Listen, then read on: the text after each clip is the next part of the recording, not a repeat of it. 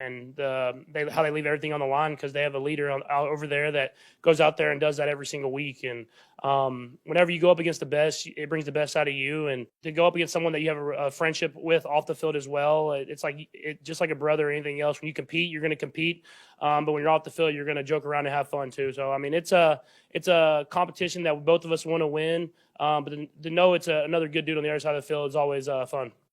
All right, let's bring in NFL insider Adam Schefter, NFL analyst Ryan Clark. So we just heard from Patrick Mahomes. He and the Chiefs have sent him, Josh Allen, his friend, in the Bills' home in 3 straight postseason matchups. Adam, when you think about this, what's on the line for Josh Allen when it comes to his legacy?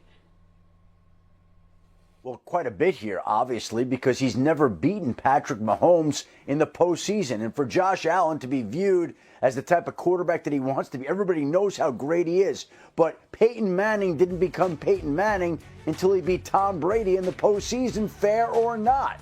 And so Patrick Mahomes has had Josh Allen's number in the postseason. And yes, it's the Chiefs versus the Bills. We got that. But nobody remembers that the Bills are 0-3 versus the Chiefs in the postseason. But they do remember that Josh Allen is 0-3 versus Patrick Mahomes. Josh Allen knows the importance of this game. There is a lot on the line for him, the franchise, the city, everybody. But there's no player on that team that it means more for on Sunday than the quarterback himself.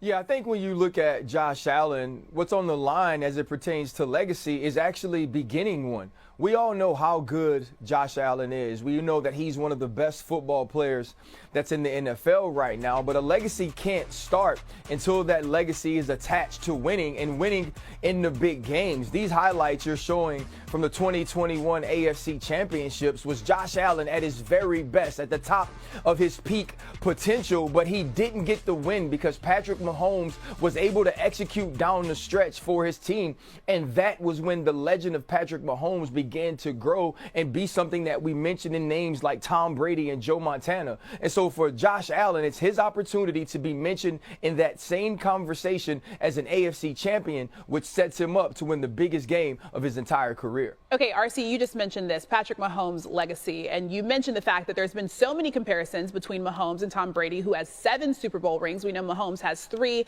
trying to get a 3-peat. If he loses, what would that mean for his legacy in the GOAT conversation? Absolutely nothing. Like, if we're being honest, we act like that Tom Brady never lost a big game like that. The reason that Eli Manning has an opportunity to go into the Hall of Fame is because he beat Tom Brady in the Super Bowl twice. Nick Foles has a freaking statue because he was able to beat Tom Brady. And so we've seen Tom Brady fall. Can't wait is only because the Jets beat Tom Brady. We got an opportunity to play the Baltimore Ravens at home in 2008 because Tom Brady won. But Tom Brady lost because Tom Brady won more than he lost. And that's the same thing for Patrick Mahomes. Right now, he's the gold standard. And if he loses this game, it only adds to who Josh Allen is, but it doesn't take a thing away from Patrick Mahomes, who is not only on his way to greatness, but maybe on his way to being the greatest ever. Patrick Mahomes can't lose anything other than this game. But what he can gain is a title and a distinction that no other quarterback ever has. Nobody has ever won 3 straight Super Bowl. So that's what's on the line for him, just enhancing a legacy that already will have him in Canton, Ohio one day. If they lose this game, that will be unfortunate for the Chiefs, for Patrick Mahomes, for the franchise, the city. But it doesn't detract in any way, shape, or form from the greatness that is Patrick Mahomes. It just means that he will be unable to achieve something that no other quarterback ever has. And by the way, the last NFL team to win 3 straight titles was the Green Bay Packers in 1965 to 67. They did it in a day and age where there was no salary cap. They did it in a day and age where they had to win 7 playoff games over 3 seasons. They did it in a day and age when there were 16 teams in the league. What Patrick Mahomes is doing now, what this Chiefs franchise is doing now, is so much more impressive than what any of these teams have done in previous years. Shefty sounding like Mad Dog a little bit. Let's also just remember, by the way, that Patrick Mahomes is only 29 years old. He's not even 30 yet. We know how long Tom Brady played in the NFL. All right, Adam, Ryan, stay right there. We'll talk to you soon. Over in the NFC, the Eagles and Commanders face off for a trip to New Orleans. The biggest question mark revolves around the health of Philly's QB. Reporter Sal Paolantonio joins us now live from Philadelphia. And Sal, Jalen Hurts was listed as a limited participant on the practice report Wednesday. What's the latest on his health for Sunday? Well, this is a very big day in South Philadelphia for Jalen Hurts, the Philadelphia Eagles, and their fans. First of all, take a look at this headline in your Philadelphia Daily News this morning. People woke up to this in Philadelphia. Hurts, quote, "I'll be ready to go." So that was some good news. They got positive news out of Jalen Hurts. But in about 30 minutes, Jalen Hurts and the rest of the Philadelphia Eagles will go across the street to Lincoln Financial Field, and they will practice outdoors at Lincoln Financial Field for the NFC Championship game. And this Thursday practice is the longest practice of the week.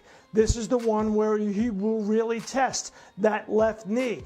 In a few minutes, we will go over there and we will check out to see how is he moving, how is he throwing the football. Yesterday's practice was really a glorified walkthrough, a little alignment and assignment football. Everybody who covers the game and has played the game knows that right now in the NFL, Wednesday is not much of a practice. Today is the big practice, the big test, the big challenge, and then after that, about 3 hours after that, we will get the practice and injury report from the Philadelphia Eagles and to see just how much he was able to practice in this game.